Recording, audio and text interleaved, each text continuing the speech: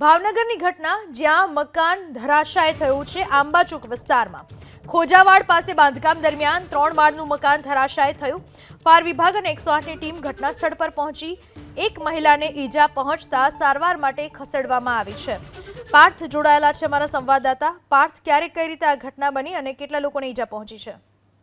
જી જણાવી દઉં, આ જે બનાવ છે તે 1 કલાક પહેલાનો છે। શહેરના આંબાચોક ખોજાવડ પાસેનો આ બનાવ છે કે જેમાં રિનોવેશન જે મકાનનું થઈ રહ્યું હતું તેમાં આ જે દુર્ઘટના બની છે। મહાનગરપાલિકાના ટાઉન વિભાગ દ્વારા જે રીડેવલપમેન્ટ માટેની મંજૂરી આપી હતી તેની અંદર જે બાંધકામ થઈ રહ્યું હતું ને જે ઘટનાની અંદર આ જે 3 માળનું જે મકાન હતું તે ધરાશાયી થયું છે। જોકે સદનસીબે આ જે દુર્ઘટના બની છે તેમાં 2 મજૂરો છે તે પોતાનો જીવ બચાવીને બહાર આવી ગયા હતા અને આ સાથે જ એક મહિલા કે જેમને ગંભીર ઈજા પહોંચી છે જેમને 108 દ્વારા સારવાર માટે હોસ્પિટલ ખાતે ખસેડવામાં આવી છે। હાલ મહાનગરપાલિકાનું ફાયર વિભાગ છે તે કામે લાગ્યું છે અને જે કાટમાળ છે તે હટાવવા માટેની કામગીરી હાથ ધરી છે। સ્વાભાવિક છે કે ભાવનગર શહેરની અંદર આવા અનેક જૂનવાણી મકાનો આવેલા છે કે જ્યાં તંત્ર દ્વારા કોઈ કામગીરી કરવામાં નથી આવતી, જેના કારણે ભાવનગર શહેરની અંદર આ પ્રકારે અવારનવાર ઘટના બને છે। જોકે આ જે ઘટના બની છે તેમાં ટાઉન વિભાગે રિનોવેશન માટેની મંજૂરી આપી હતી, પરંતુ તેમાં ડેવલપમેન્ટ થતું હતું અને તેને લઈને આ દુર્ઘટના ઘટી હોય તેવું હાલ પ્રાથમિક રીતના